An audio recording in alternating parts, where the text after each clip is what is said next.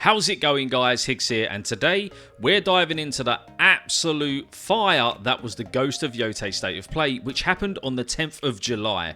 Sucker Punch dropped nearly 20 minutes of gameplay, story details, and new features for their up-and-coming PS5 exclusive, set to release on October the 2nd this year. And I have to say, this is looking like a solid upgrade from Tsushima.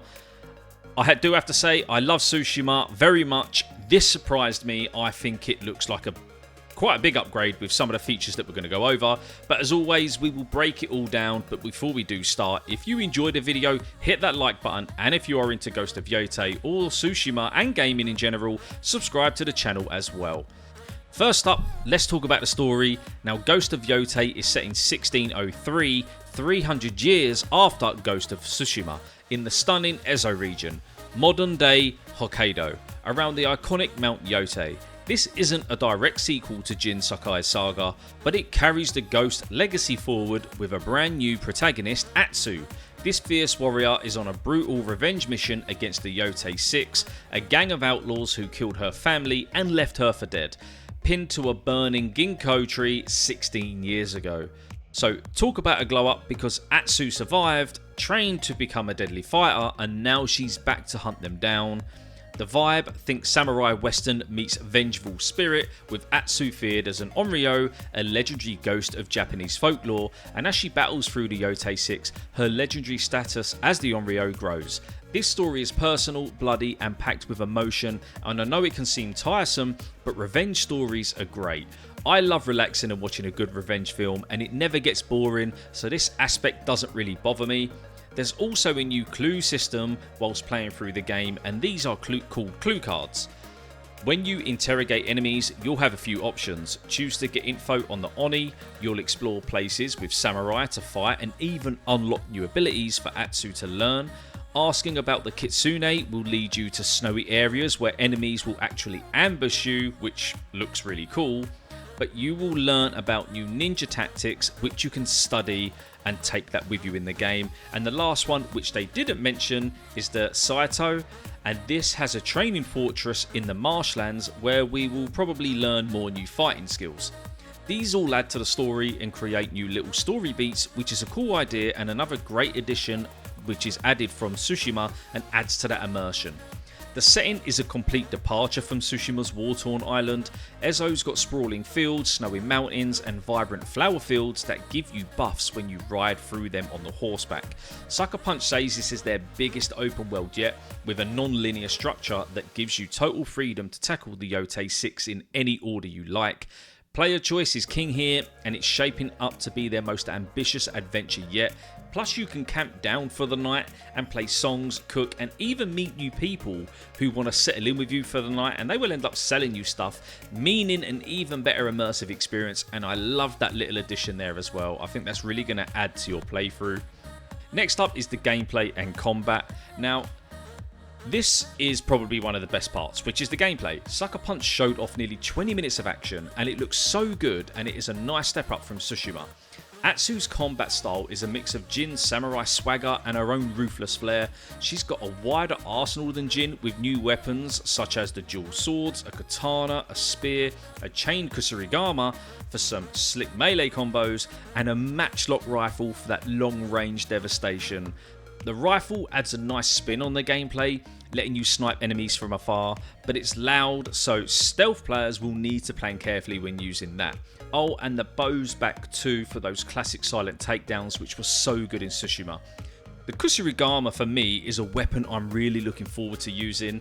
As an AC Shadows player and a massive fan, that weapon felt super nice to use, and I'm sure Sucker Punch has done a great job in making it feel just as good as what Ubisoft did. It's also a nice addition that these weapons also have purpose. With bigger enemies, you can use the katana, and smaller enemies, you can use the kusarigama to disarm and then defeat them. Whereas if you go up to a bigger enemy and maybe try doing that with the kusarigama, they will just yank you towards them and then just knock you down. I think that adds a lot more to the combat.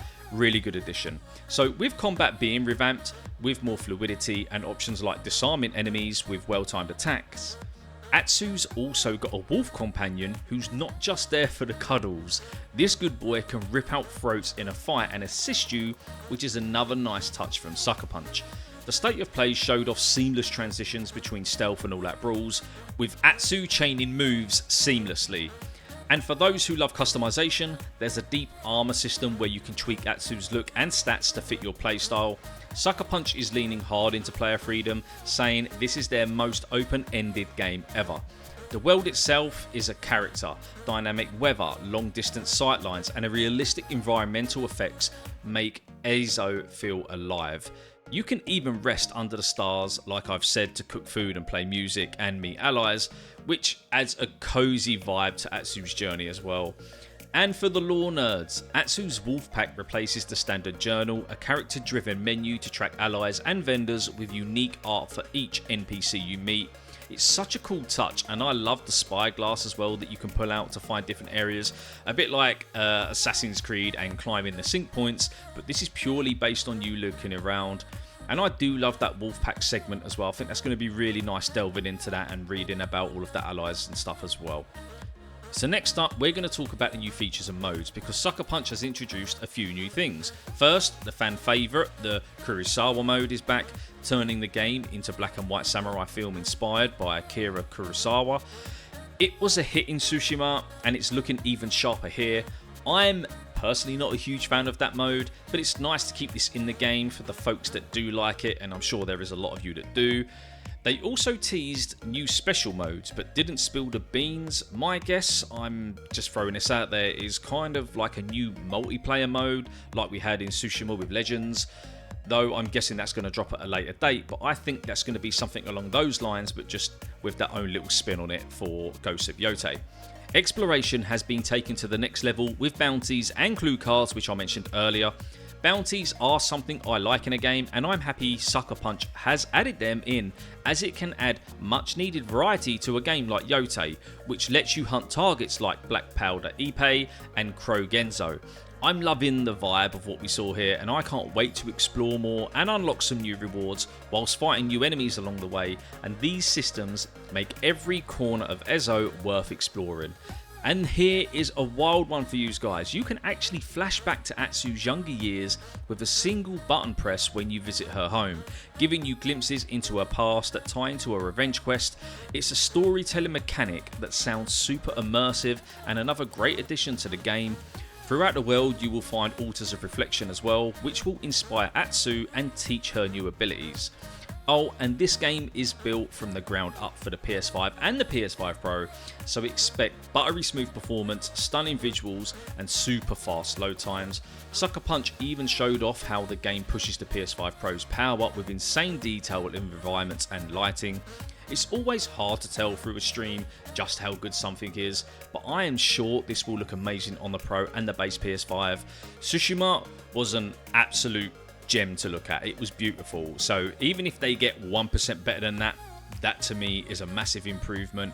I'm sure it is going to be improved because of the power of the PS5 Pro. I can't wait to get my hands on it and just see it, how it actually performs on my monitor and the PS5 Pro.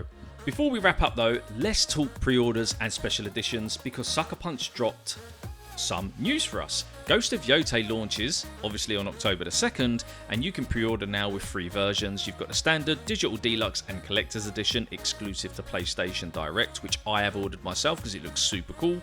And they also gave us a little last minute surprise. They announced special edition Ghost of Yotei PS5 consoles and unique DualSense controllers dropping at launch. These are going to sell out fast, you just know they are, so keep your eyes peeled when these are available. I will try and keep you updated if you go and follow me over on X. I'm definitely going to get the controller. That looks so good, and who doesn't love a new controller, guys? Come on, you just can't say no to that stuff. They're just making it hard for you not to spend your money. So, what's the verdict? I say, personally, Ghost of Yotei is shaping up to be a worthy successor to Tsushima, with a bigger world, deeper combat, and a story that's going to hit that sweet spot.